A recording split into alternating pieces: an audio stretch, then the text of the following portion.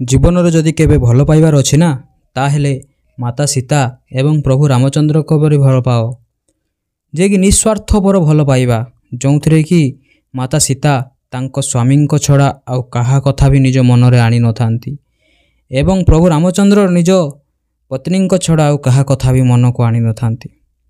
ଯେତେବେଳେ ପ୍ରଭୁ ରାମଚନ୍ଦ୍ର ବନବାସ ଭୋଗ କରିବାକୁ ଗଲେ, ସେତେବେଳେ ସେ ମାତା ସୀତାଙ୍କୁ କହିଲେ, ହେ ଦେବୀ, ତମେ ଏହି ରାଜଭବନରେ ରୁହ, ତମେ ବନବାସ ଯିବାର କିଛି ଆବଶ୍ୟକ ନାହିଁ।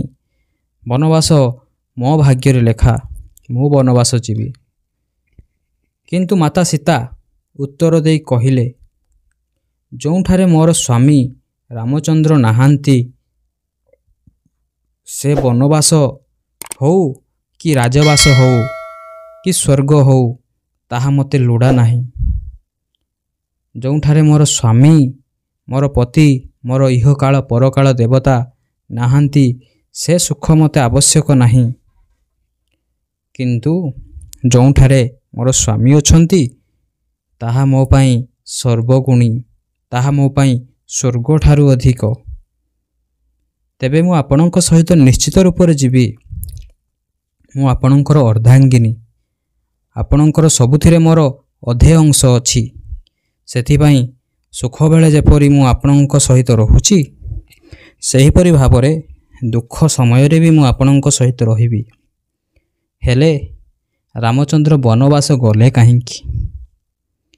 ପିତୃ ସତ୍ୟ ପାଇଁ ରାମ ଗଲେ ବନବାସ 14 ବର୍ଷ କଥାଟିଏ ଅଛି। ପିତୃ ସତ୍ୟ କ'ଣ?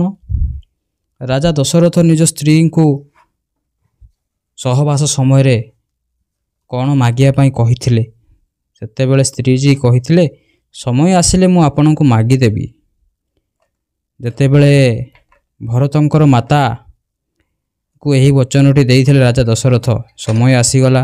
ରାଜା ରାମଙ୍କର ଯେତେବେଳେ ରାଜ୍ୟାଭିଷେକ ହେବାର ସମୟ ଆସିଲା, ସେତେବେଳେ ଭରତଙ୍କର ମାତା ଦଶରଥଙ୍କ ପାଖକୁ ଗଲେ ଏବଂ ତାଙ୍କୁ କହିଲେ, ଆପଣ ମୋତେ ଯେଉଁ ବଚନ ଦେଇଥିଲେ, ଯେଉଁ ପ୍ରତିଜ୍ଞା କରିଥିଲେ, ତାହା ମୋତେ ଦିଅନ୍ତୁ।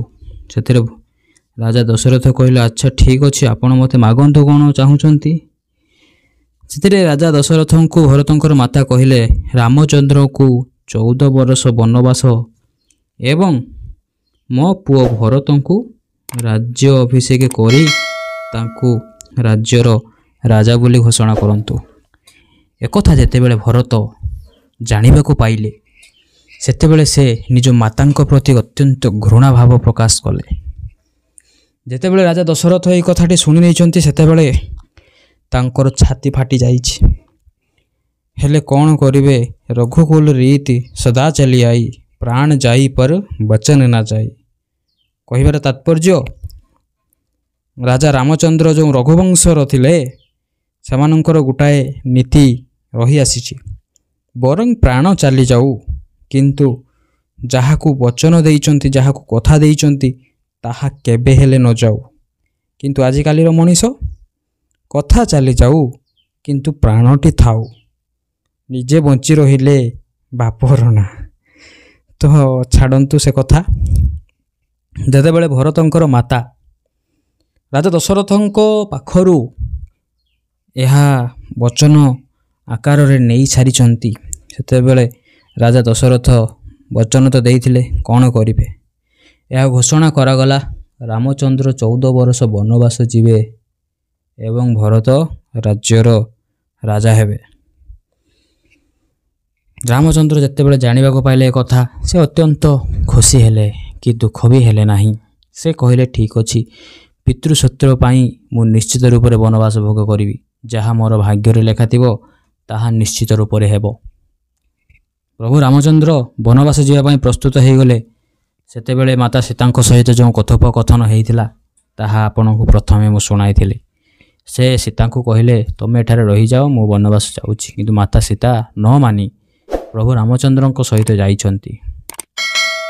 ଏପଟେ ଲକ୍ଷ୍ମଣଙ୍କର ମା କହିଛନ୍ତି ଲକ୍ଷ୍ମଣକୁ, ତୁମେ କ'ଣ କରିବ? ଲକ୍ଷ୍ମଣ କହିଲେ, ଆରେ ଯେଉଁଠି ମୋର ଭାଇ ରାମଚନ୍ଦ୍ର, ସେଇଠି ପରା ମୁଁ।